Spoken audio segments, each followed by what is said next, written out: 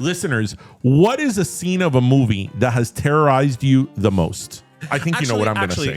There's kind of two, but one is not really a scene. One is a movie. Paranormal Activity as a whole, that movie, Yes. I cannot watch that movie. But the second one is...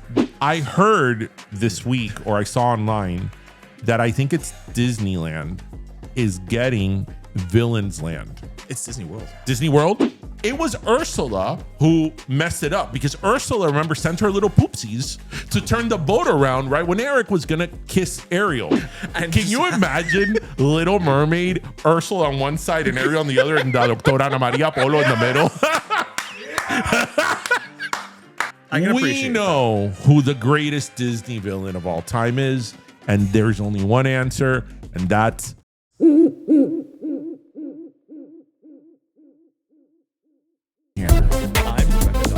we recording? I know you're dead and I've been in jail. Wait, where's that from? No, Danny Tanner and Rebecca Donaldson. Oh. Oh. I don't like to think of Bob Saget as having died. I don't like to think about that. Danny Tanner's still alive and well. Okay, Bob Saget passed, but Danny Tanner hasn't. We don't talk about those things. Okay, that's like our Bruno. Yes. Okay. We don't talk about those things.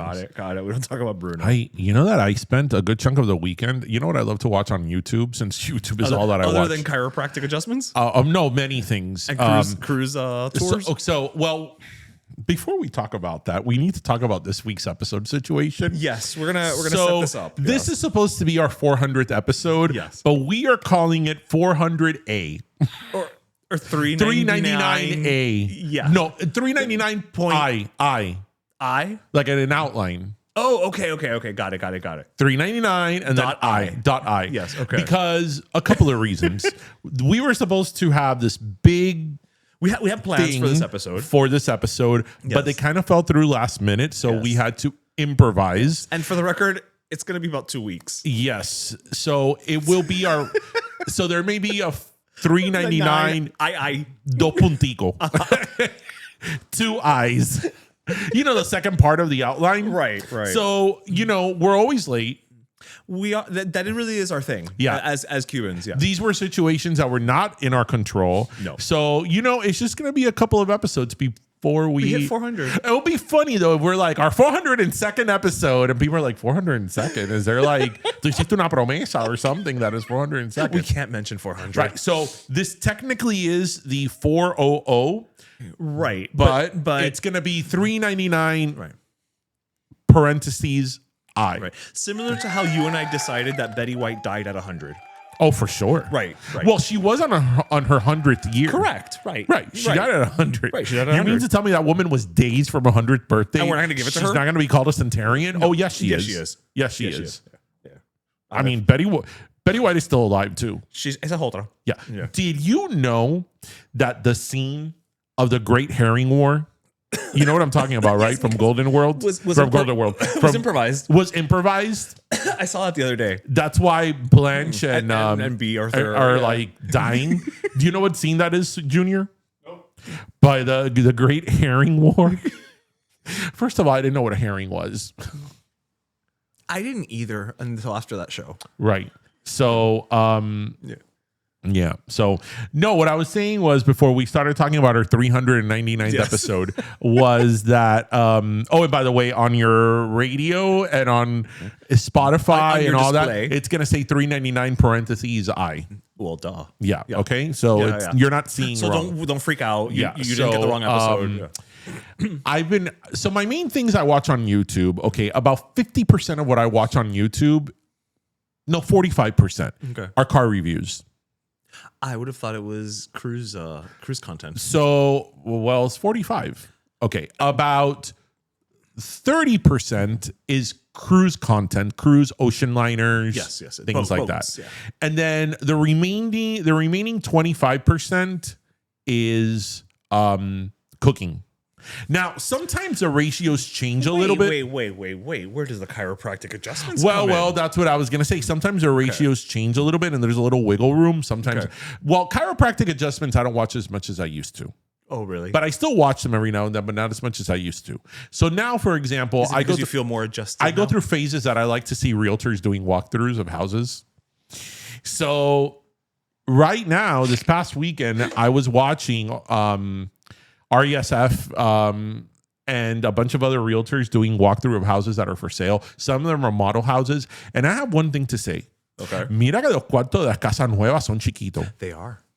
It's like, this has a 4-bedroom house. Yeah. Pero ahí, this area is bigger than those bedrooms. Cabe una cama camera. Yeah. Like, yeah. No, litera. Una camita con una cómoda, and that's it. That's it. Not even a day bed. Yeah, no. And sometimes I see these master bedrooms, and I'm like, eso de master no tiene nada. No. It doesn't even have an ensuite. Or barely a walk-in closet. No, do you know what they call walk-in closets now? Literally a regular closet, like the long closet, but that you could technically walk into. I mean, isn't that every closet? Yeah. Technically. So now they'll call that a walk-in closet. If it's a little bit like has a little space where you could like literally stand in front of like the clothes that are hanging and the door closed behind you, they'll call it a walk-in closet. That sounds wrong to me. Un walking closet. Walking closet. Walking closet. Walking closet. Walking closet. Did we ever know 20 years later? Maybe we did, but I forgot. The finished project that Joaquin Phoenix was doing. Well, he made that documentary. Was that what all that was about? I'm pretty sure that was it. And what was it again? I didn't watch it. Did you watch it, Junior?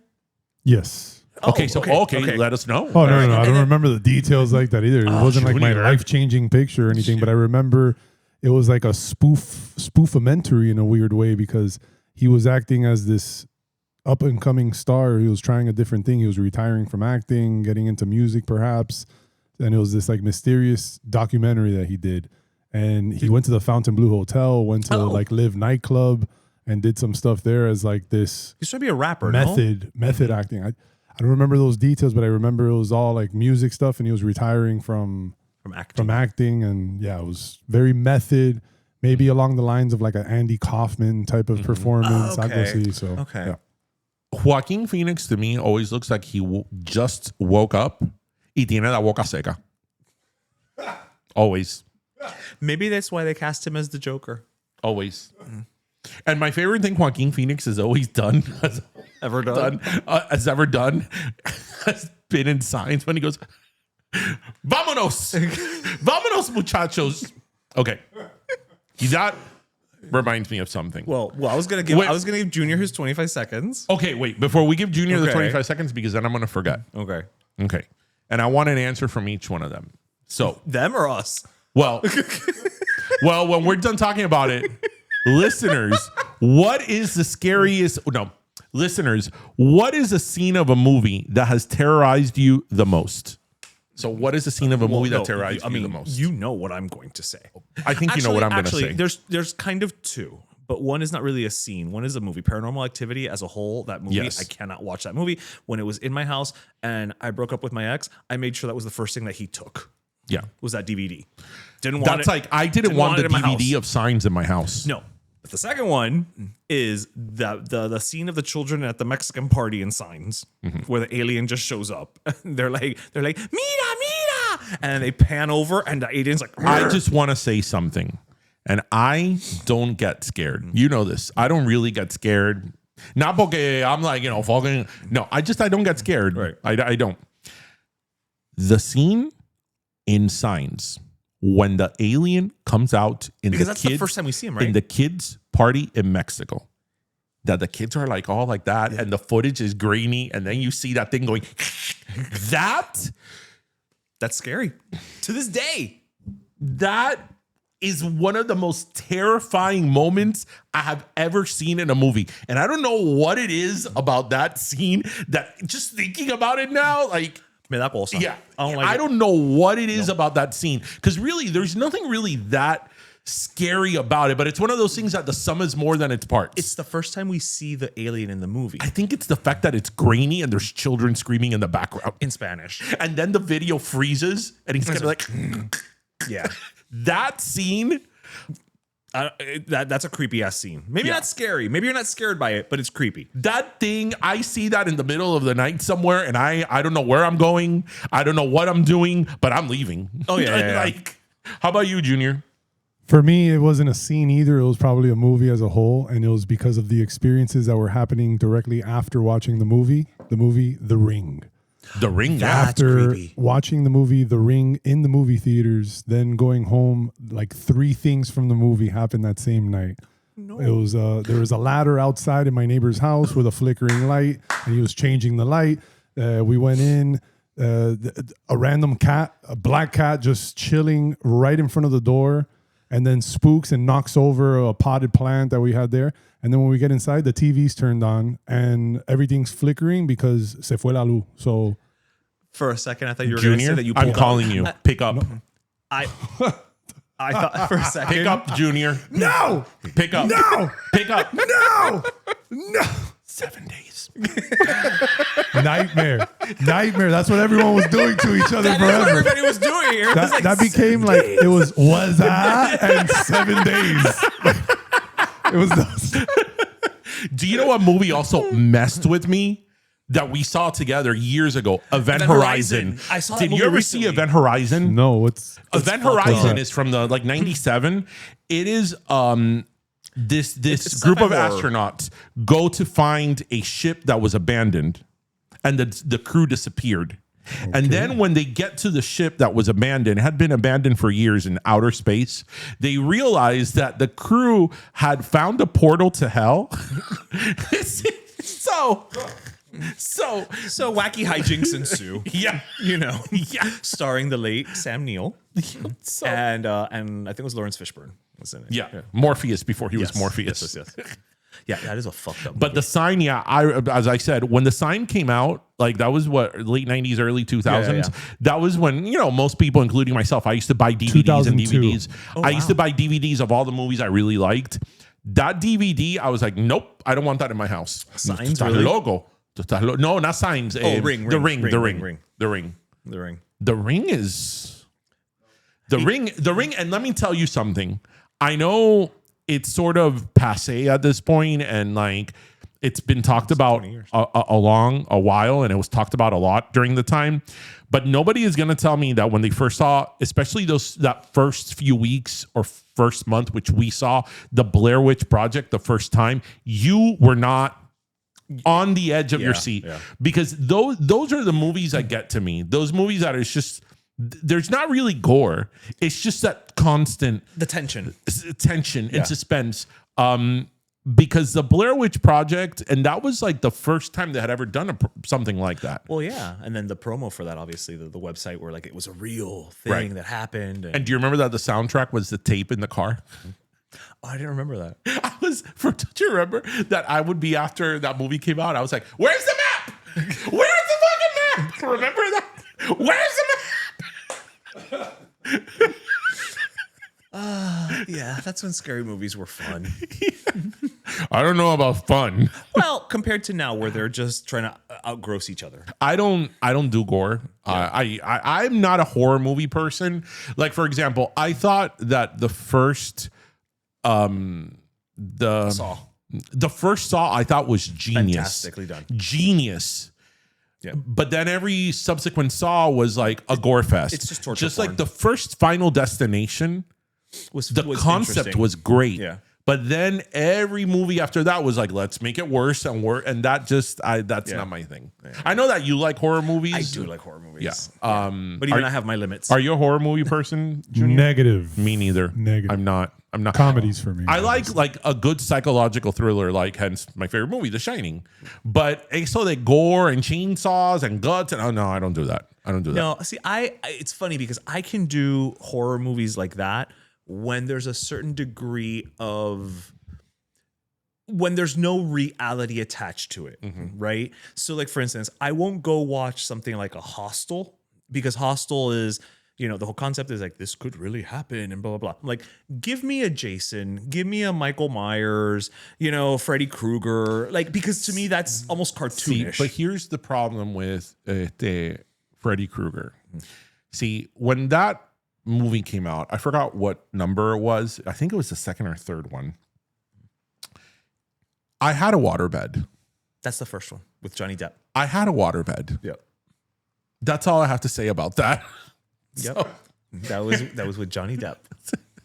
qué miedo. I know. Wait, wasn't Kevin Bacon in one of them? He was in the first Friday the 13th. That's the one that he got something through his neck? Yeah, an arrow. Yeah. Okay. Yeah. So, yeah, no, didn't care for none of that. Yep. No. I love all of them. No. Bring it on. But now it's time for Junior. Junior. The Junior corner. All right. Let us know. You know what, Junior? In honor of the 400th episode, that's not the 400th episode, today you're going to get 30 seconds. And go.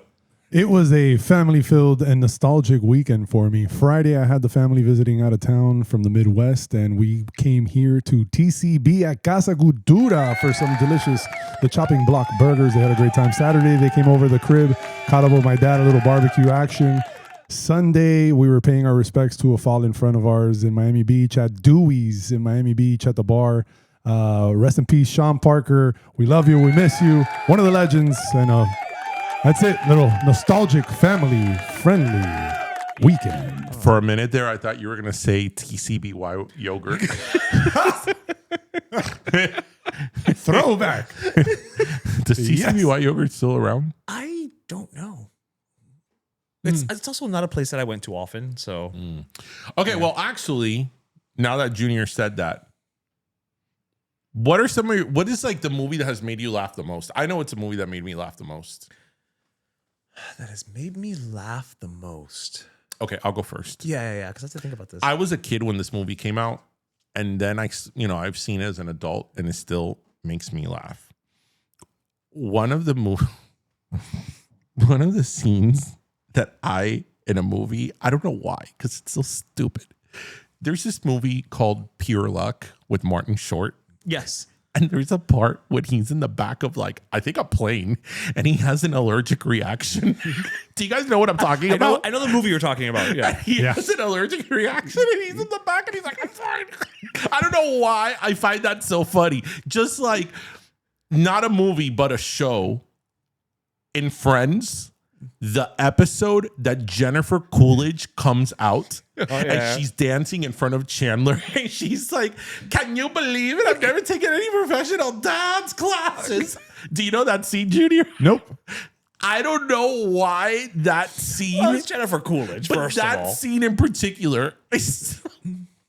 Or I love in that same episode when She's a legend, though. She's the best. When she goes to Chandler, when she comes in to because they had lied and they had said that Chandler was in an accident and Monica didn't want to meet up with her on the show. Yeah. And when she comes into the apartment and she sees Chandler, she goes, because she thought he had been in a car accident, she goes, oh, you look positively ghastly. Because she has a British accent. He goes there and he goes, well, aren't you a treat? You need to watch that episode, Junior. That's one of the last episodes of Friends. It's like last season, yeah. That episode, I think, is probably the funniest episode of Friends. And a lot of people don't talk about it. There's the Jennifer Coolidge of it all. I mean, yeah. Right. But then that is the episode where Ross goes to get a spray tan. Oh, that's where was that place? Episode. The Sun. It's like that episode, because in that episode, nothing major happened. Fair. You can tell that the show was ending, and they're like, we got 20 episodes. Yeah, let's go. Let's go. Yeah. When Ross is in the tanning salon, and he goes to the guy, what number? He was figuring out what number he wanted to be, what shade. He's like, what shade are you? And he's like, Puerto Rican. That episode of Friends, that's one of my favorites. But yeah, Martin Short and Pure Luck. I don't know what movie, there's just movies that crack me up, but I don't know if there's a movie that to this day I just watch it and I'm like, muerto de risa carcajada. Like, I guess I could say the Naked Gun movies are still to me just. Damn you. That was my answer. Yeah, they're just still like, you know what? The ROI on laughs is still there. Because as dated as those movies are, because they're from a certain time, there's nothing in it that feels specifically like overtly offensive in a mean-spirited way or anything like that. You Is know? it the first one or the second one that they dress up as condoms to have safe sex? I think that's the second one. I look at Junior. I'm like, Junior will I remember. think it's the second one. Yeah. What I think is so funny about that movie is that it's so random that Priscilla Presley's Yeah. in that movie. All three. Yeah. Like, they could have gone with anybody, but they went with Priscilla Yes, Presley. They could have had anybody. They could have had Paula Abdul, LaToya Jackson, Nomi Malone. Nomi Malone. Which, by the way, I saw Showgirls last week for the first time in about 50 years. But yeah. Junior, I'm curious to know what's the one that makes you laugh. He took my answer. I'm not even bullshitting. I swear to you, because that's the one thing that I'm an only child, but I had my grandma growing up living with us, and that's the only partner there in crime that I had. And she didn't speak English at all, but she loved those movies because of the way that Leslie Nielsen would act out, that deadpan humor. Yeah. That still to this day holds. Anything along those lines, like a Monty Python, still hits. Spaceballs makes me crack the hell up always. And I'm cautiously optimistic about the sequel well, because the first one is so perfect. the sequel of Naked Gun was enjoyable, and they got Pam Anderson to be instead of Priscilla Presley. Who made more sense than Priscilla Presley? But at least Pamela Anderson is an actual actress. Well, and Pam Anderson is also, known to like poke fun at her persona and all of that. So yeah. And then I remember show-wise, I used to love Mr. Bean. Mr. Bean would make me like really. Do you know really what's crack crazy? up. Like, I learned about Mr. Bean recently that there's only like less than 20 Mr. Bean episodes. Yeah. It's like, man. yeah, We'll talk about a return on as hell, too. investment. And they're like 15 minutes each. Yeah. Yeah. And they're like 30 something or 40 years old. And they are still popular today. You know what movie I laughed like an idiot when I went to see it was Bridesmaids. Oh, yeah. Very good. The movie. part where I forgot their names, when she was talking on how her teenage boy, spills, what on his sheets. Oh, And she's like from the Goldbergs. She's like, I could break it in half. And I've said this so many times. At the end of the movie, when Melissa McCartney is with this guy, and they're having the sandwich, and she's like, "Oh yeah, you want a sandwich with lots of meats and cheeses?" I don't know why the fact that she says it in plural makes me laugh. That's like, you know what else about that movie? What's the girl? The blonde Australian girl. Rebel Wilson. Rebel Wilson was really funny in that movie. She was in it for like 2 minutes. But she was funny. Yeah. Has she ever been funny again? I'm just asking for a friend. Well, I mean, I liked her in the Pitch Perfect movies. Okay. Well, I mean, it's not like she has this extensive oeuvre for me to choose She was in what I think the worst movie I've ever seen in my life. The one with Dakota Johnson. I don't even know what it's called. Like something about being single or something like that. Yeah, that is the worst movie that I've ever seen. I'm just going to go on record as saying I do not care for Dakota Johnson. I mean, Was it How to Be Single? Yes. That one. Okay. That is like the worst movie I've ever seen. I- It was awful. Like, I don't care for her as an actress. She always gives the same performance, and it's always just right here. It's like, hi, I'm Dakota Johnson, and I'm like really funny right now. I remember I saw like 5 minutes of The 50 Shades. and I was like, yeah, no, this is not for me. Moving on. Like, You barely made it to one shade. moving on. I was like, is this supposed to be the hot part? Because I ain't seeing it. yeah, I'm moving on. I'm gonna go watch cruises on YouTube. Or chiropractic adjustments. Now that's sexy. There's lots of cracking and grabbing. But yeah, no. Yeah, Bridesmaids was great. It was great. It was great. And I love how Wilson Phillips just comes out at the end for no apparent reason. Why not? Well, they weren't busy.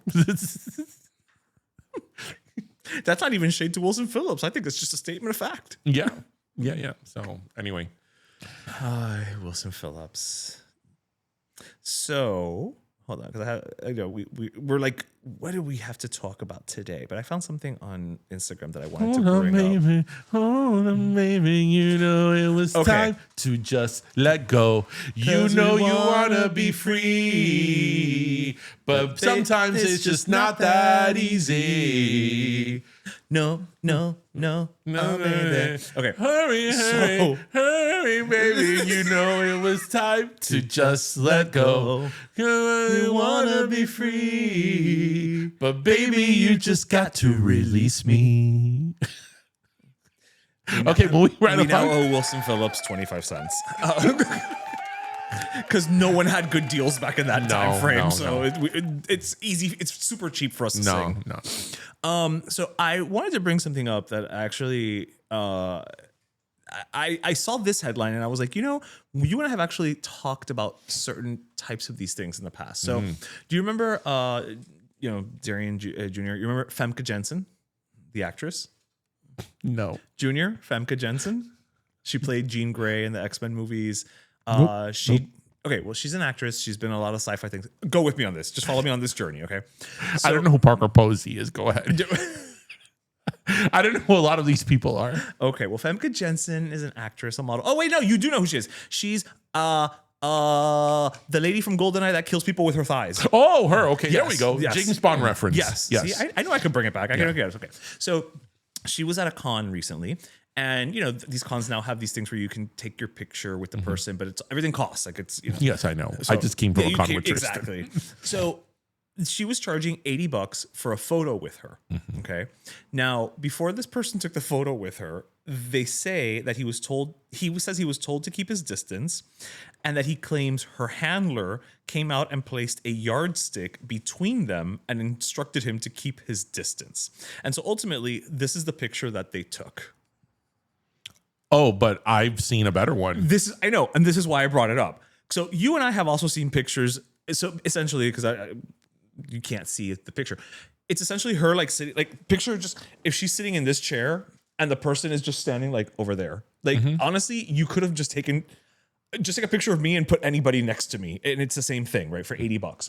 We have seen a similar picture with a very good friend of ours. A very good friend of ours and an Oscar-winning actress, Susan Sarandon. Recently, I sent you one. I don't know if you saw of a friend of mine with a baseball player with a rod.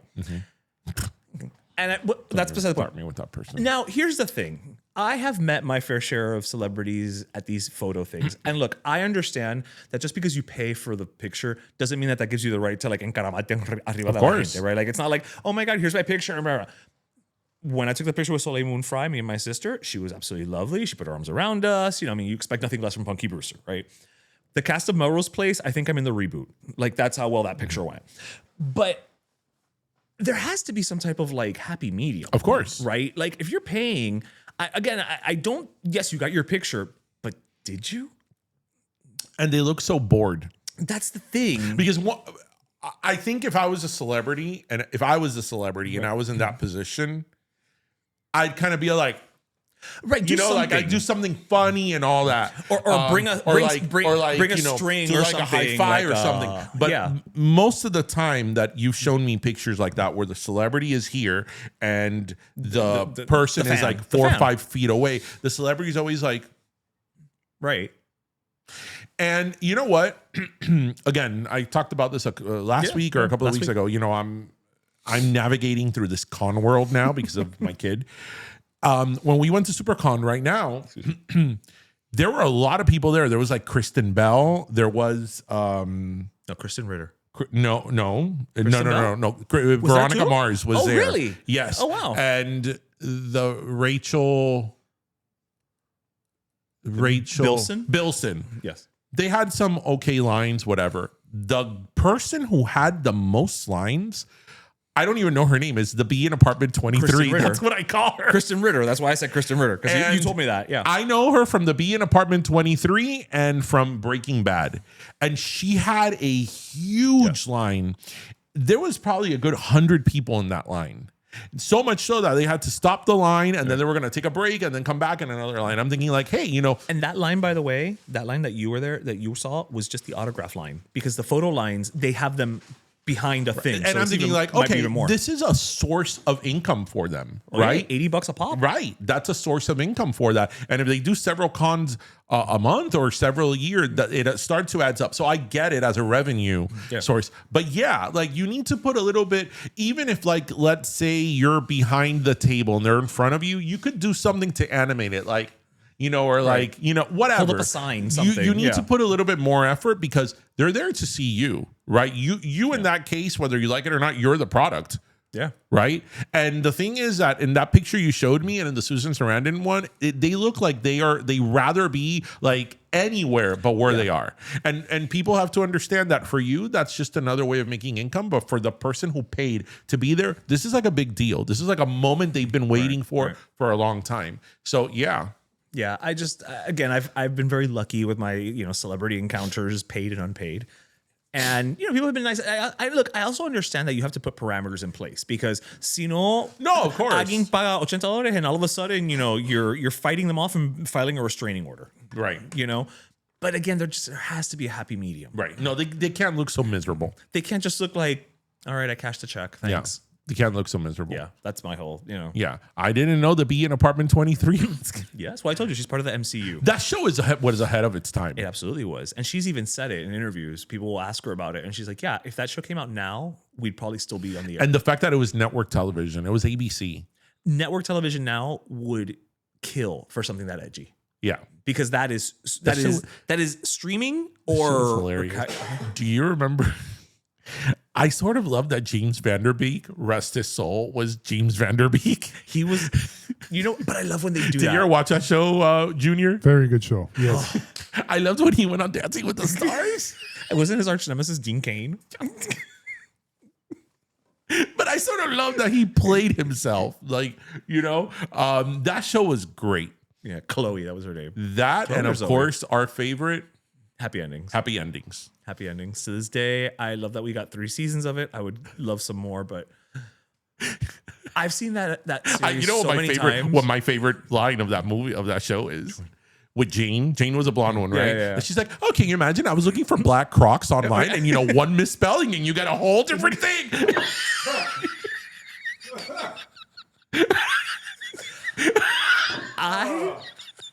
Okay, you know what? That's a show that makes me crack up still to this day. And I still think every time I watch the it, I find new concept of the things. Pangea Grill is not a bad concept. We just need to scale it a little bit more. A little bit. Yeah. Yeah. The fact that you and I still reference Pangea Grill. How different is the concept of Pangea Grill to that restaurant we have here? What is it called? Cow Kitchen, Kitchen of the World. We've been to it. That has a menu. We've been to it for our friend's birthday last year. There's a menu of like Africa. There's a menu of the Americas. There's one of Europe. Yes. Right, yes. But it's like one page. Right. Yes, that's why he had the right idea. Right. He just needed to condense. He needed to edit. And I love what you've said before, that for some reason every episode ended with a wedding. Every season deal with a wedding. Yeah. Like, I love that. That show. Who, for those of you who haven't watched it, Happy Endings. What streaming services is on Hulu? Yeah, it's on Hulu. It might be on other things, but it's on Hulu. I saw Showgirls for the first time in like probably a good 15 years. I watch that about every 2 to 3 months. So I would say thoughts, but I mean, I think we've talked about that movie on this. Have you seen Showgirls, Junior? Have I? I still think I want to do show. I want to do a Showgirls like drinking. Do you know what I think is one of the worst parts of that show? Of the movie? Of the movie. The excessive nudity, not from a puritanical standpoint, but because it's supposed to be erotic and hot. Right. And it's not. It's not. And it was supposed to be.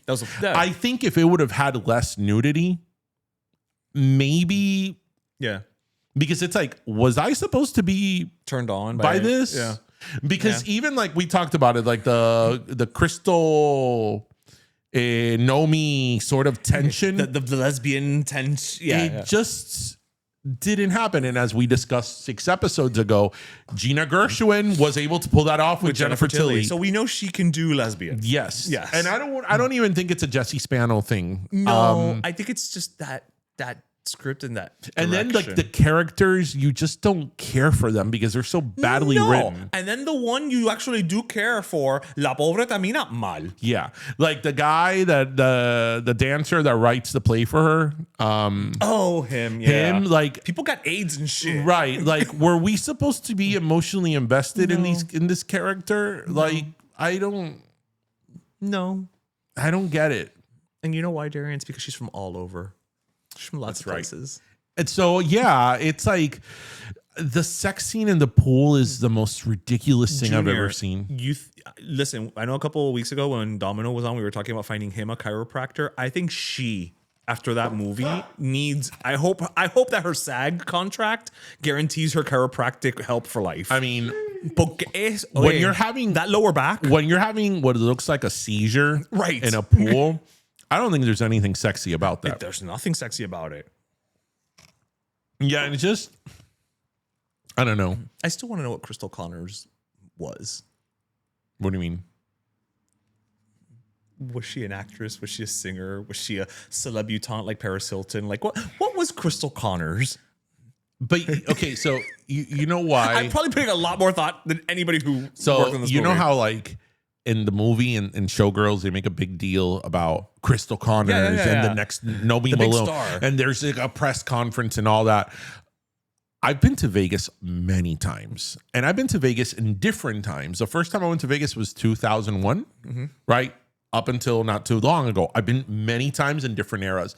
I don't ever recall seeing on any of the strip, whatever show featuring Fulana, right? I will say, unless it was somebody famous. Correct. That's what I was going to say. Right. If it was somebody famous, yes. Right. Like when Mel B was doing some show, like right. Yeah. But that's why they could have brought LaToya, Paula Abdul, right. Janet Jackson. But they brought Nomi Malone. And see, you could have not asked any questions and said, okay, in the Showgirls universe, Crystal was a celebrity. But they don't even tell you that. But in the universe, we could have pretended, right? Well, that's the assumption. But we know that Nomi wasn't. Well, Nomi was the understudy. Right, but she wasn't a celebrity. Nobody knew her. No. Nobody knew her. So how did we still have the press conference? Well, because they're going to make her a star. No, and they're going to watch Caesar sing.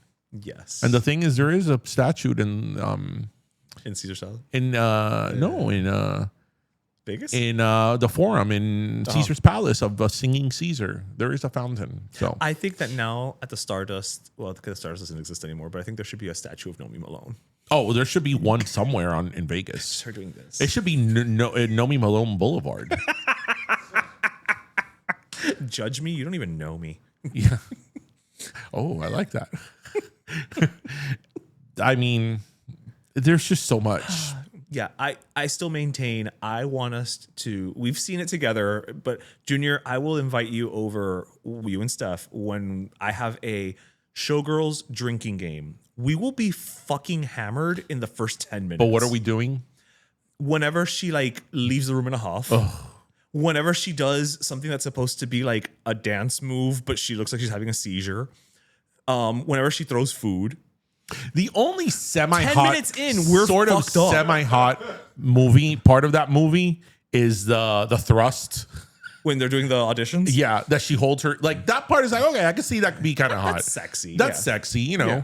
And Jessie was my favorite of the girls in Saved by the Bell. So I was like, okay, but not really. Like, yeah. Also, just as a reminder, people don't lick poles. Yeah, it's unhygienic. No, if you're dancing, if post-COVID. If you're at the cheetah, darling. I don't know what it is you're good at, but if it's at the cheetah, it ain't dancing. Whatever. And like, were we supposed to somehow be enthralled and interested and feel bad for them because they ate dog food? Well, their favorite was puppy chow. Doggy chow. Doggy chow. Were we supposed to be like, wow, they've had a hard life. Like, I really feel bad for them.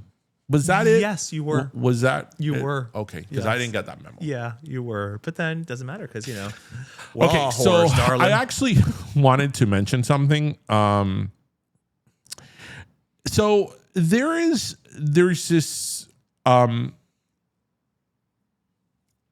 there was a statement made this week. So Ariana Grande, I don't know if this was a statement done by her publicist saying that I think when she finishes her tour, she's going to step out of the limelight for a while. Take a little break. And take a break.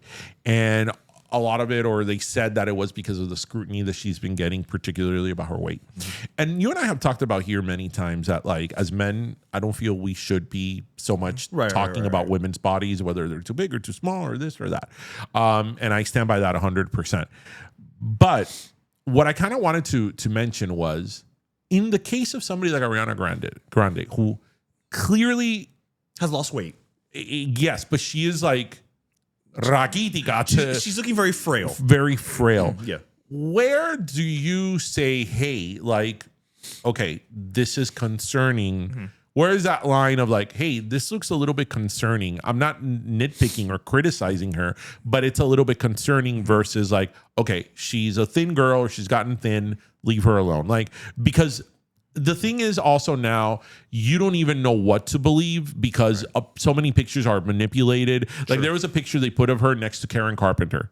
Okay, right. No, and I'm like, first of all, the Karen Carpenter picture looks really like AI, and then hers looked AI yet as well. Yeah, so it's one of those things that it's like, where do you draw the line of like genuine concern for somebody in the public eye or a woman in the public eye versus, leave her alone. It's her body. I think it's, whatever. There's so many layers to this, but I think with Ariana specifically, I think the biggest thing is that obviously we've known her since she was a kid, right? Mm-hmm. So you can always make the argument of like, well, it was baby fat, right? And then eventually, as we get older, we fluctuate in weight, but our baby fat, there does get that moment where we just kind of lose it, and now we don't look as creenito anymore, right?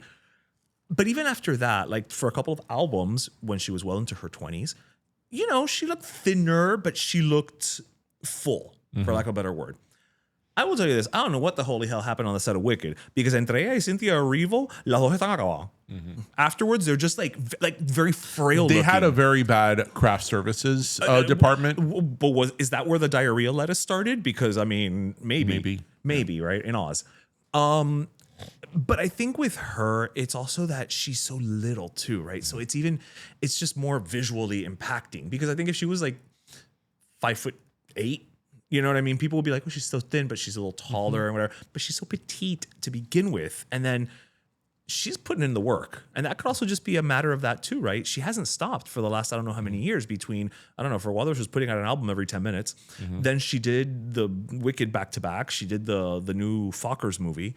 And now she's touring. So there's also an element of just like, if you don't stop and you keep going, your body obviously is just going to kind of keep, if you're not eating properly, because I'm not saying she has an eating disorder. I'm just saying like by the virtue of, think about you and I. There have been times where you and I have been working like between Pipa Pollo and this and that. We're just grabbing a taco on the way in or out, right? We're not literally. Yeah, literally. We're not really eating and we're not really taking care of ourselves. And that's just like 2 weeks. This is a span of years. Okay. So I just think there's an element of that to it particularly. But yeah, I've also just gotten to the point where I just don't, it doesn't feel right to comment on people's bodies in that way. I'm not being I'm not being PC about it. It's just like, I don't want people commenting on my body. Right. But as I said, where is it when commenting on a body to versus concern? Yeah. Right.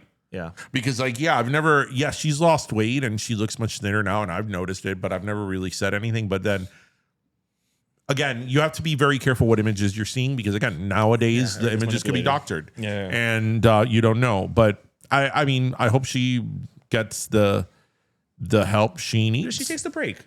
I think she probably just does need a break. Yeah. And I get it too. There's something to be said for striking while the iron's hot. Look, when she did Wicked, she became an Academy Award nominee, right? Yeah. What does that mean? Now you've got offers. You got to take the offer. You got to go because the thing with, and this is not just, in entertainment world, this is everywhere. It's always like, okay, once you've gotten to the top, how do you stay there? You can't just stay there forever without doing more things and continuing the cycle. So that's probably where she's at right now too. So moving right along. Yes. In the most Miami moments of Miami moments, today I was in the office and, in my line of work, there's a lot of auditing going on. And this lady comes in and she's like, oh, I'm an auditor and I'm a compliance specialist for these type of businesses. This is my resume, my portfolio, very nice. And I'm like, oh, that's great, blah, blah, blah. Because sometimes I do need to work with compliance experts and auditing and all that because there's a lot of legal mumbo jumbo. And, she came in very professional and very good and blah, blah, blah. And I'm like, okay, great. Whatever. Left me her portfolio and all that. She's like, oh, also, do you like Chinese food? And I'm like, yeah. She's like, oh, because my husband's also the owner of a Chinese restaurant in Country Walk, and I'm gonna bring you guys Chinese food. How many people work here? Okay, I'm gonna totally hook you up with Chinese food, but you guys should come to the restaurant and blah blah blah. And I'm like, only in Miami would somebody come very professional, give you their portfolio, tell you, okay, this is our professional services. Here's my CV, blah blah blah, and then end that conversation and be like, oh, by the way. I also own a restaurant, and bro, come down to the restaurant. We're going to hook you up. And I'm like, this would not happen in Wichita, Kansas. And isn't that really what I was just talking about? It's not enough to be at the top. You got to keep going. Yeah. You got to keep going. Want to be on top? Weren't they doing a season 45 of that show? I mean, sure. Was the name of the restaurant Kufo? No, I'll tell you off air. Okay. No, she's not bringing us Chinese food, Junior, so we're not giving them free. No, because free I just lived in Country Walk not too long ago. Y tremendo restaurante que había ahí, so that's why. What was it called? What were you saying? Kufo. I thought you said tufo, and I'm like, tufo cuando uno tiene 20. Tufo. No. That's not a good restaurant Does name. tufo come from tofu? I don't know. Yeah. Do you know who are liars? You know who are liars? People who have tofu? I don't know where this is People going. that actually with a straight face will tell you they like tofu. They're lying. They are lying. Because let me tell you something. You know that I can cook. Yes. I have tried upscaling tofu in every way. I have marinated it. I have fried it. I have baked it. I have seared it. I have put all types of spices in it. I put chili oil. I even put truffle. And that just is disgusting. So when anybody comes and tells me, oh, I love tofu, it's great. It tastes just like the original. It's like, how many times and how long did you stand in front of a mirror and practice that before you went to the general audience and start saying that tofu is great and you love it? And it's just like eating the real thing. Just like it. Have you ever had a tofu sirloin steak? No, because I don't hate myself. It is awful. Awful. It's literally, the sirloin marks are literally painted on. Yeah. Y como la gente dice, no, it's great.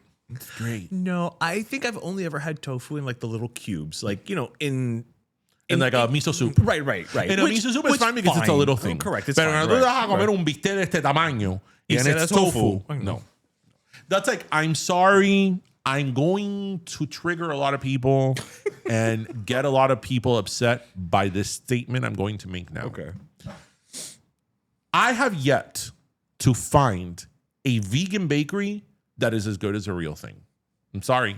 And everybody claims to tell me, no, this is the cupcake that is going to change This you. one over here. This is the brownie that's going to right. turn you. And I'm like, oh, hey, sure, I'm down for it. And let me tell you something. And it's not that they're bad. And it's not that they're bad, It's not that because they're I've bad, had right. vegan desserts that are good. The vegan They're good. cake or whatever. I'm like, this isn't bad. I would eat it. But don't tell me Right. that this is the same as having a delicious, moist chocolate cake with buttercream frosting. I mean, who are we lying to here? Well, the only people who believe that are the people who think tofu sirloin steak is I mean, don't delicious. tell me that brownie, right, tastes the same as a regular brownie. Yeah. Just tell me, look, it's not as good, pero te quita la gana. You know what I mean? Tiene saborcito. Yeah. Yeah. Tiene saborcito, and sometimes, look, we have a friend of ours that she does like this vegan, no gluten, no nothing, no joy, no thrill pie. And you know what? And I've had the pie enough times that I'm like, one day, cuando tengo gana de comer, and I go, to munch on, and I want something kind of sweet, I can have a piece of this pie and not be miserable. I mean, I'm not going to be happy, but at least I'm not going to be miserable. No joy. Right? Do you know what gives me joy? Well, not that pie, clearly. Let me tell you something. When you're watching what you eat, and you're trying to be good and not eat desserts and sweets and stuff like that, that little Snickers fun size square, oh yeah, that will be your best friend and take you to places you never thought. Because I'll be having that little fun size, the little square, and be like, this is so good. Or like one Hershey's Kiss. Yes, like at that point, it does become a serving of one. Yeah, because a Hershey's Kiss is really rich. Yeah. Oh, it's solid chocolate. Yeah. So just let it melt. Yeah, I'm sorry. I know. I mean, listen, bakers. If there is a vegan bakery out there that wants to prove me wrong and wants to come on the show and give us their sweet treats and prove me wrong on air, I will admit I'm wrong. I will admit I'm wrong, and you can make me a believer. True. I am open to that. But till this day, I haven't had anything. No, that's anything from a vegan bakery that I've been like, whoa, this blew my mind. This is as good as X. Yeah. Like, I love dairy. Well, that's why you've said you could never become a vegan. I couldn't become a vegan, not because of the meat, but because of the cheese. I'm not giving up on cheese. I'm not. I'm just not. How can a guy named Dairy and give it up, huh? I go tan rico. Okay, 30-something years, I never thought about that I go joke. tan rico. Kudos to you, sir. Like when I order a tiramisu and I just scoop off that top layer of mascarpone cheese, and I'm like, oh my God.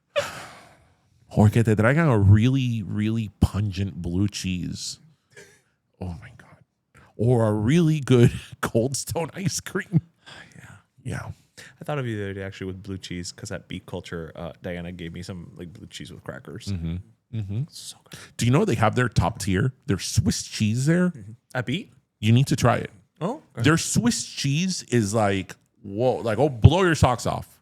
Because Swiss cheese can be a little, like Swiss. Yeah. Ni comme ci, ni comme ça. It's hit or miss, like Swiss. Ni comme ci, ni comme ça. What's that brand? Come garçon. Comme de garçon. Ah, eso mismo. Je parle français, mais je ne connais comme de garçon. Comme de garçon. Yeah. Oui. Eat What? boys. What? Because garçon is waiter. Well, I don't know what it means because I don't speak French, but it's a fashion brand. Well, I know that. Yeah. Well, I'm saying it in case people have no idea what the hell we're talking about. Have you guys ever stopped and thought about, and then we'll move right along, but these are the thoughts, Junior, the thoughts, that in the whole huge production number of Be Our Guest, they show that girl everything, flambe, soup du jour, and the only thing she tries is a little thing of the gray stuff. Well, she had to make sure it was delicious. But that's the only thing she tried? Well, during the production. She didn't try anything else. No, because right when they finish, it stops because I think he's calling her the beast. Did you ever stop to think about that, Junior? You know what? Now? Now I'm not going to be able to sleep. So thanks. Yeah. So did you hear, speaking on that. So wait. So before we do that, we're going to take a quick break. Oh. We're going to go to We're going to go to our sponsor. We're going to go to our sponsor, and then when we come back, we're going to hear about whether or not the gray stuff is delicious. Yeah. After 9 years of doing this podcast, there's one thing we know. Never be anything less than our authentic selves and boldly make sure our culture is always front and center. Sure, it's not always easy, but who said being authentic was easy, much less bold? Well, for over 100 years, Café Llave has been showing us how to be bold and authentic.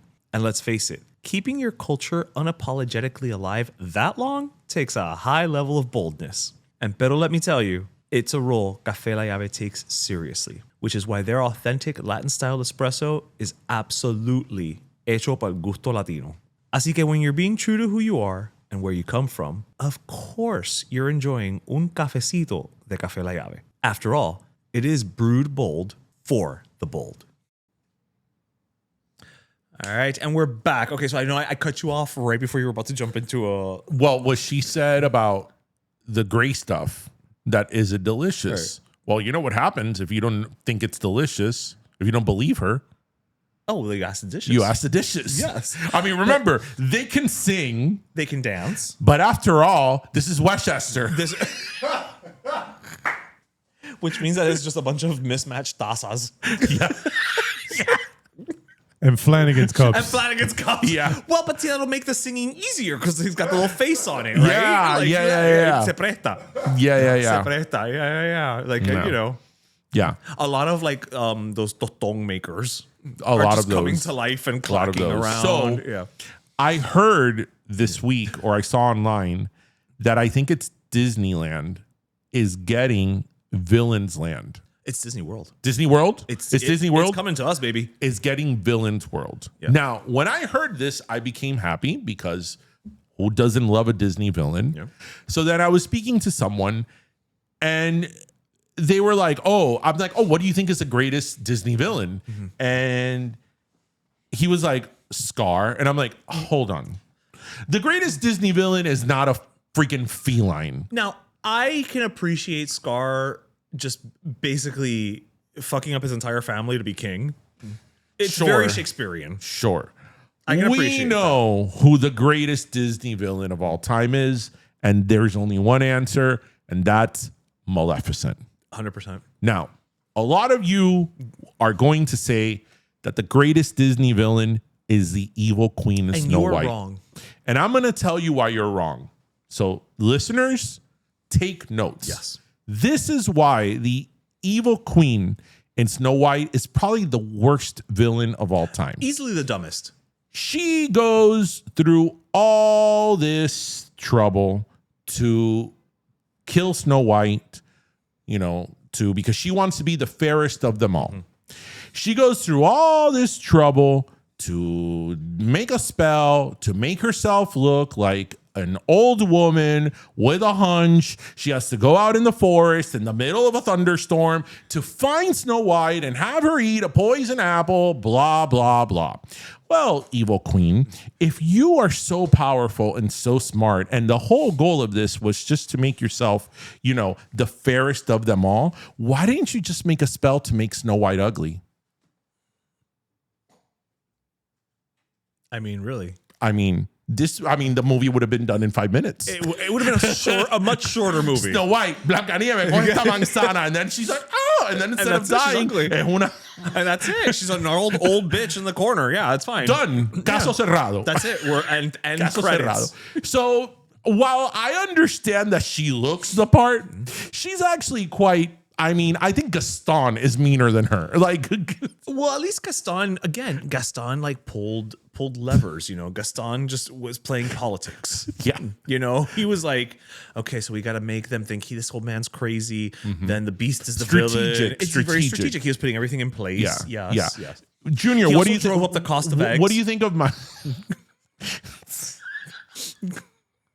That's a lot of eggs. That's a lot of eggs. That's why that poor woman was saying that the eggs were too expensive because he eats like 4 dozen eggs. He is the cause for the egg inflation in the town. A day. Yeah. That's a lot of eggs. Are there that many? Esos son 48 huevos a día. How many eggs are these gallinas laying? And this is a small provincial town. Yes. Right. And we saw many of the hens there. They were all hanging around in the, because they were tired. Yeah. Junior, what do you think about my theory about the evil queen? It's up there.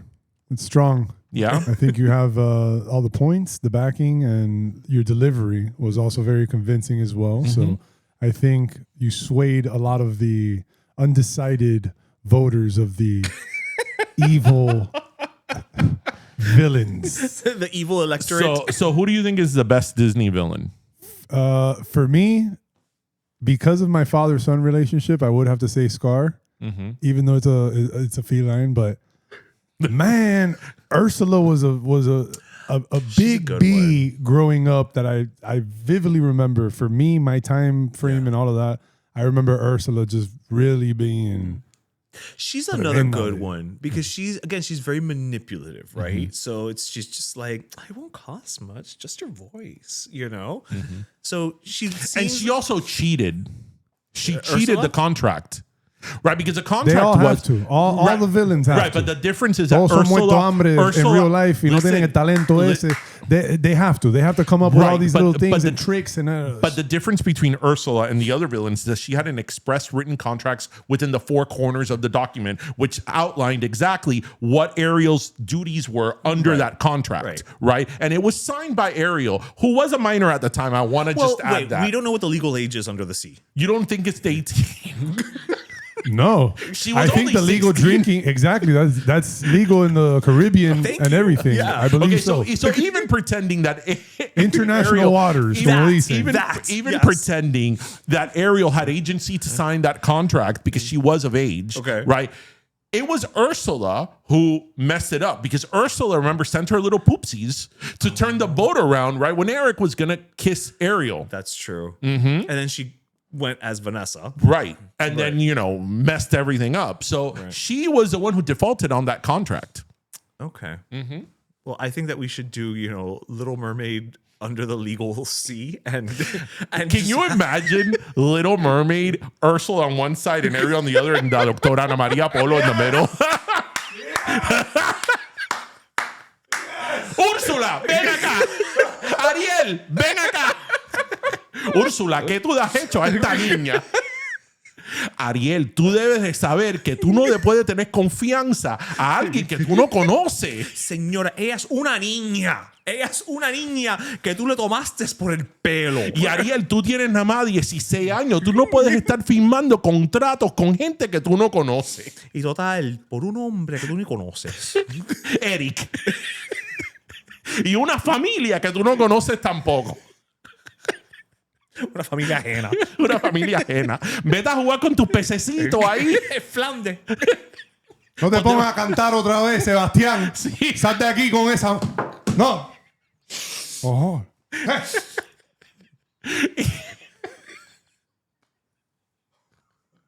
Y contigo, ten cuidado que vamos a hacer ensalada de cangrejo.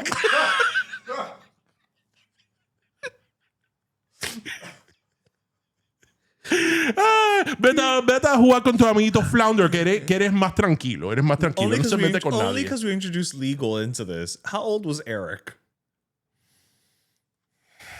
I think Eric was of age. You think he was technically Eric was over 18.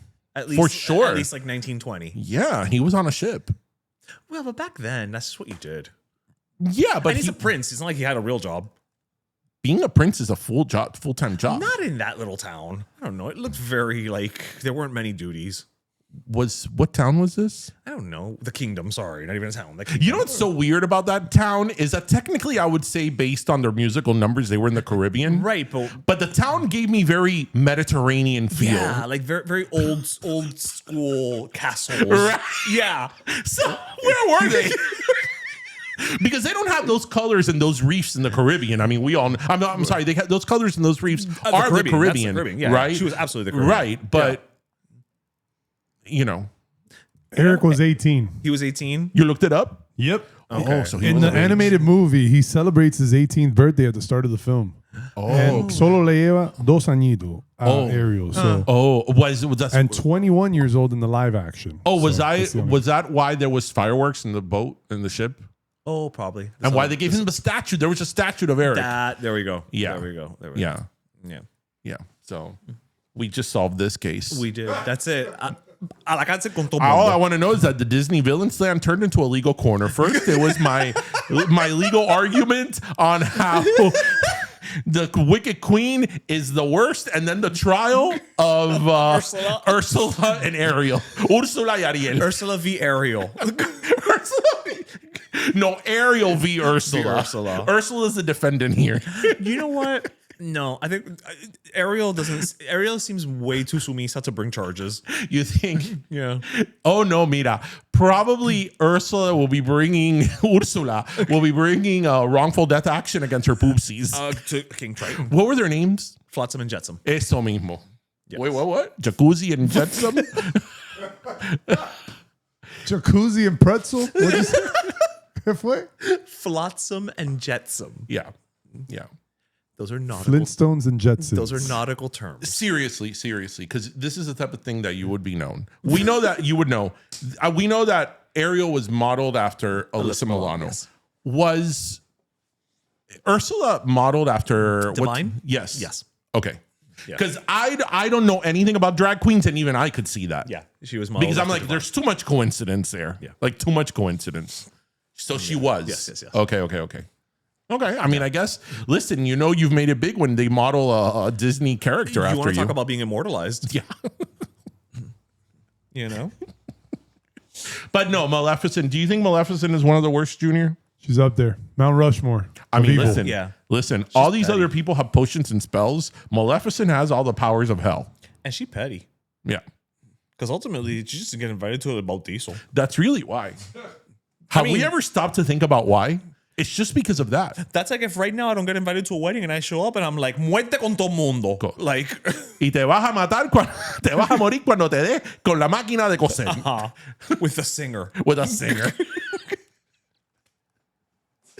Yeah, I do that scene so well. But on the eve of her 16th birthday, she shall prick her finger with the spindle of a spinning wheel and die. Seize that creature! Stand back, you fools!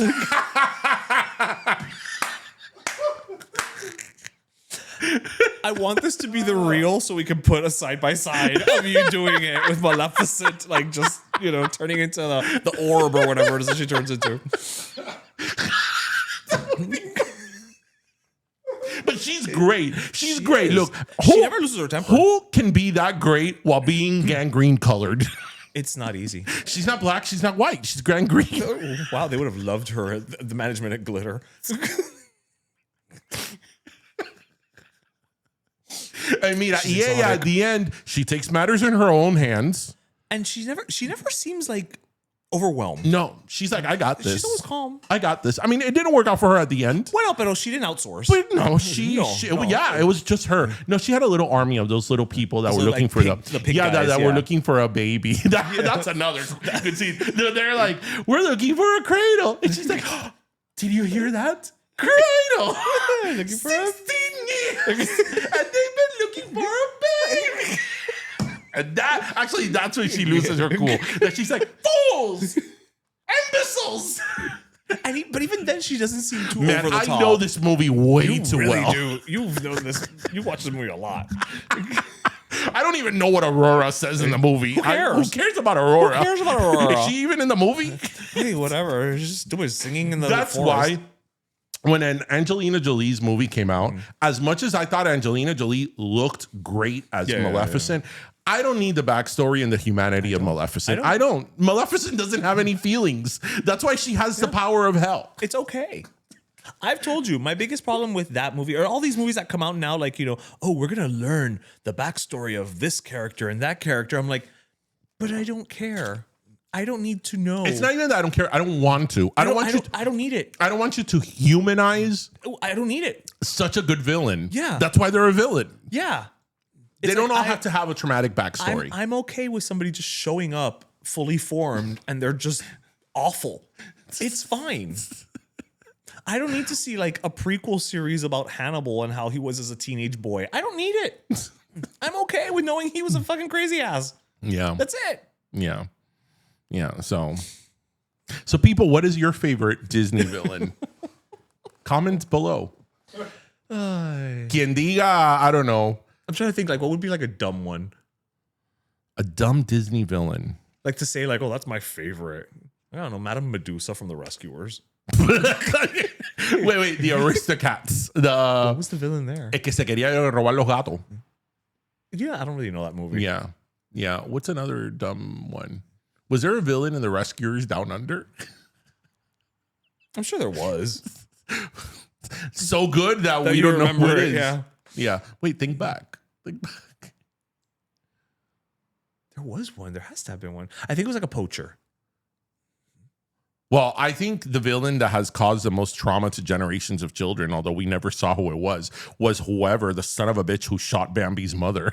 Oh, yeah. Mama! so terrible.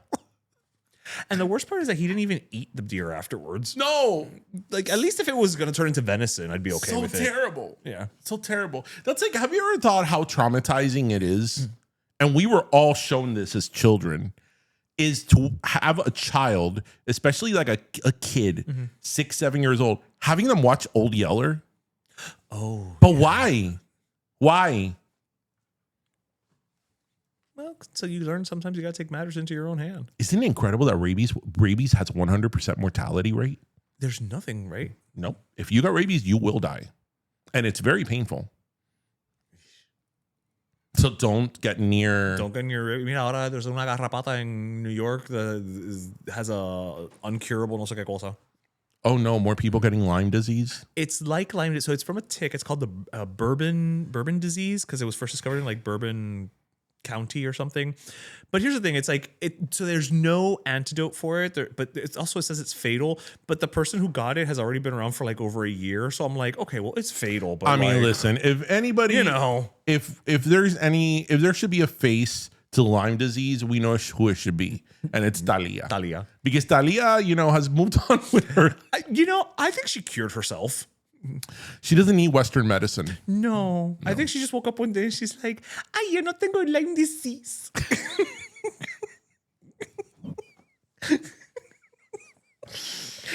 Estoy feliz. Okay. It's time for our last soda. Our last cafecito. Last cafecito with our friends from Café Llave. So, all right. So my last cafecito is more of a little conversation. Okay. Than mine is going to be a little show and tell. A cafecito. Yes. So right here, we were talking right before the show started, and you guys were like, this is a great topic. And I thought, this is something I want to bring up in a cafecito. That nowadays with texting, and I said, I used you as an example, but it's really, everybody does it. And it's really my data source is our friend chat. Okay. Anytime there's like a death in the family or bad news or somebody's birthday or somebody got married or somebody had a kid, everybody always texts, oh, I'm so sorry. Oh, congratulations. Oh, happy birthday. But I'm the only person in our friend group that actually calls people on their birthday and talk to them. I call people when something good happens to them. Like today we were talking about a very good friend of ours that something really bad happened to somebody that she knows. So I called her and spoke to her and, just wanted to hear her out. And you yourself said, no, I texted. But most people, everybody else texted. Also, in this case, like when her mother passed, I waited a day and called her because also I understand that like when certain things happen, maybe that day you just need a moment. That is true, but I think it's just where we are now. That but you're not wrong. People just text. Like I always call people on their birthday. I'm just not going to text you happy birthday. I call people on their birthday, even if literally it's just say, hey, happy birthday. Hope you have a great day. So I guess what you two can maybe mention, or maybe what you do, Junior, because I know what you do. It's like, when then do you feel that you need to call someone and either congratulate them or give them your condolences or give them support rather than just texting? Oof. I don't know. I feel like it's more like how I'm feeling that day in a sense. Mm-hmm. Oh, that's fair. Because sometimes I do want to be on the phone and sometimes I don't want to be on the phone. So it depends, but I don't know. I mix and match. I think it depends more on like how my day is going. Not like in a selfish sense or anything, but where you are, like if I'm not, space. yeah, exactly. So yeah, no, that makes sense. I didn't even think about that. Like sometimes you're just like, I'm not gonna call you because I'm not. But I'm do not in a you find headspace yourself just texting people more? I'll say I probably 60-40 text over call. Okay. 60 text. Yeah. Okay. But it's not super dominant either. It's not like I call 10 phone calls all year. No, tampoco. I'll call people out of the blue just because they popped into my head. I saw something that reminded me of them. I talked to somebody and it's like, oh, I want to check in on them. And other times I'll just send a text just, hey, just ran into Ish and we were talking about you. Hope all is well. Something like that too. But yeah, it goes in and out. Yeah, and like I remember, that's true now that you're saying that about you, because I remember, when I had my hiatus last year, you would randomly text me sometimes, like, just dropping in, checking in. And, I could obviously sense that it's because either I was on your mind or you saw something that reminded me of you and that you, So, yeah. Okay. You're a texter. I am a texter, and I've become a texter just because it's just easier. I'm lazy that way. I'm not going to lie. But also, I think that the beauty of text, especially when it's somebody that just pops into my head, sending a text is just easier because, you don't know what that person's doing in that moment, and maybe they can't talk. And so, you send a text and be like, oh my God, you just totally popped in my head. How have you been? Blah, blah, blah, blah, blah. And I mean, if they call me, I'm not going to not pick up, but I am more of a just let's send the texts out and get it done that way. And again, yeah, there are certain moments, like I think a death in the family, depending on how your relationship is with that person and who the person was that passed in relation to your friend or your whatever, that to me will also prompt a call versus oh my God, I'm so sorry. Because also for me, specifically with like bad news, right? Like things like a passing, I always, as good as I am with my words, I suck at condolences because condolences are just hard, right? Yeah. Because if a kid is born, right, like let's go to the other side of the spectrum. Oh my God, what did you name the baby? How big was he? Oh my God, and do you have a lot of hair? Like there's just a lot of like fun things. But when somebody passes, like when I give condolences, so sorry, I don't.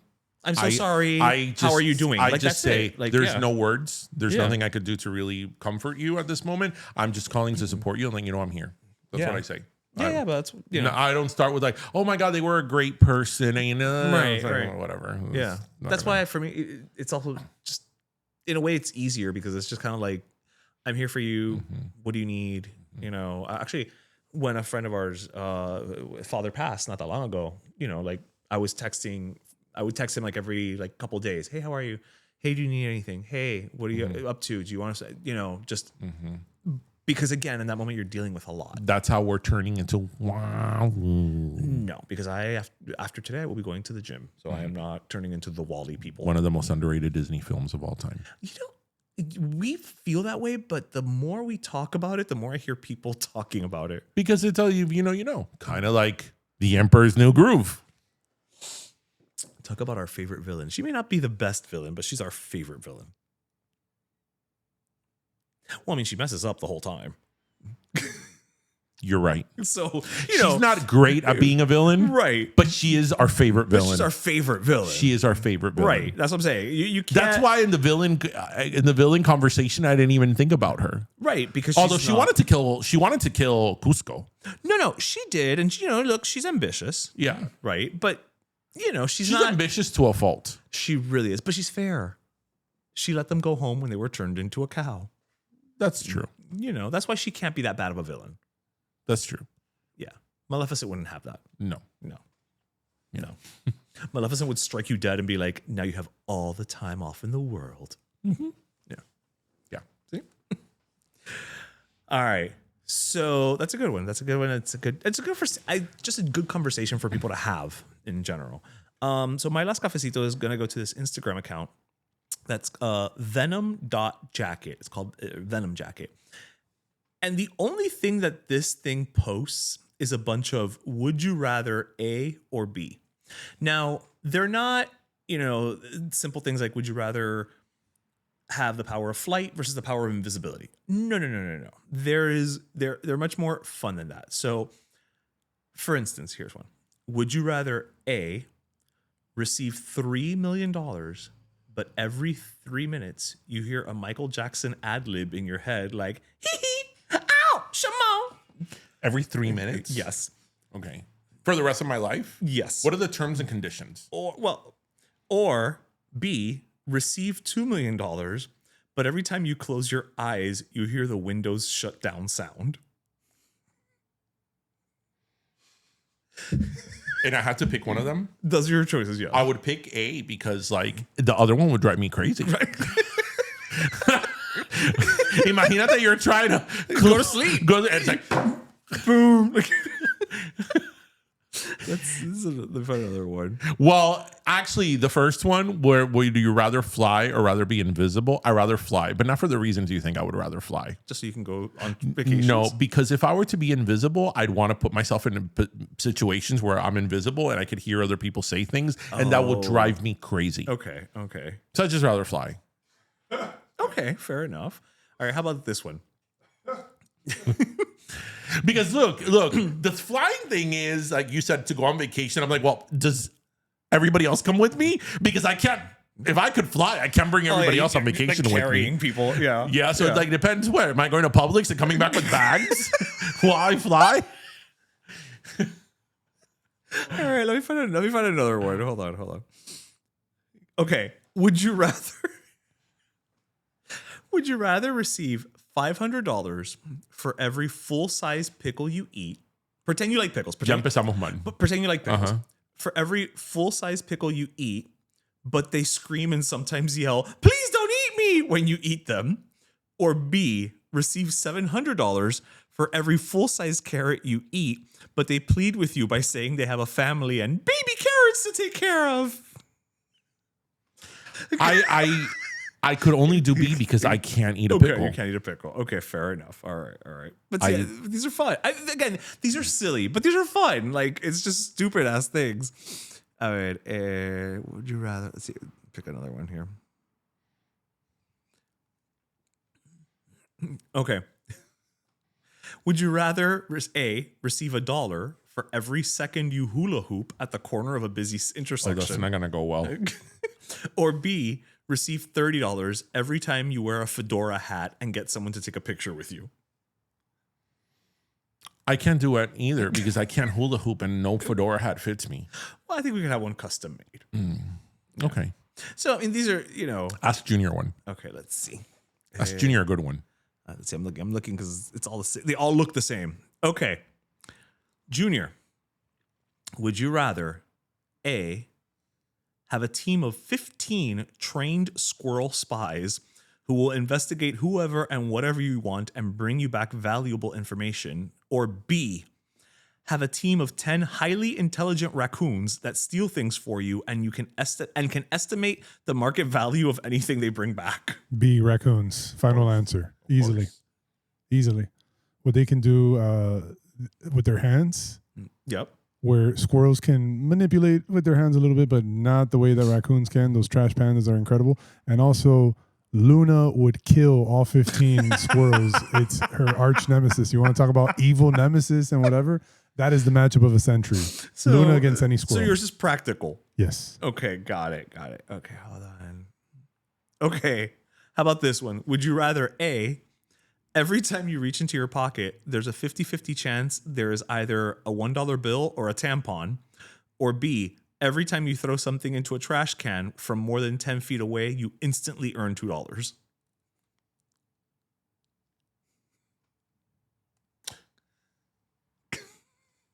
I don't mind having the tampon in the pocket and getting $1 there every time. That's almost automatic. If you got a tampon, you throw it away. But if you have a 50 cents, you get a dollar. So by probability, if you put your hands in your pocket 100 times, you could get $50. Right. Whereas the other one, you have to make the shot. Right. From 10 feet away. Yeah. No, I didn't say these aren't things you can discuss. Also, but if you get the tampon, you can sell the tampon. Mm-hmm. Oh, that's for $1 or something too. Or you can be altruistic and just give them away. Bueno. Sure. At some point, Steph's going to be like, I have enough tampons, all right? Like, Jesus, start selling them or something. I'll go. You could just become Junior the tampon guy.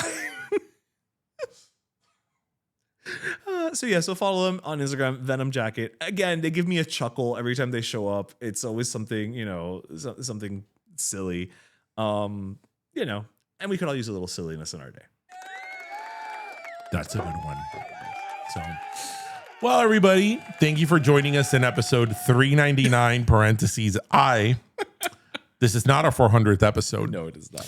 So we hope you listened, laughed, and learned. And next week, we will have episode 399, Puntico. I. What do they call it? Y Latina. Y. No, there's Y Latina. Wait, what's Y Latina now? I. We've changed the nationality? No, there's Y Latina. Look it up. Mira. I've only ever known it as Y. What is Y Latina? No, not Elena. What is Elena?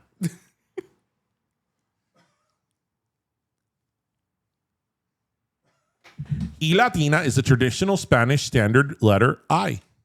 I had never heard of it. Y Latina. Y Latina. No, I don't So think tenemos la Y Latina y la Y. Y Elena. Fight.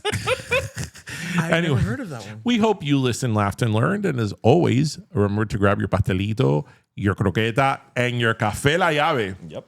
Thank you so much for joining us this week. Next week, we will have El Latina 2 for our next episode. And then in 2 weeks, we'll have hopefully our 400th episode. Yes. You know, y vamos a tirar la casa por la ventana. Oh, no, the house through the window. The house through the window. I came up with that. So anyway, everybody have a great weekend. See you next week. All right, cuídense, mi gente.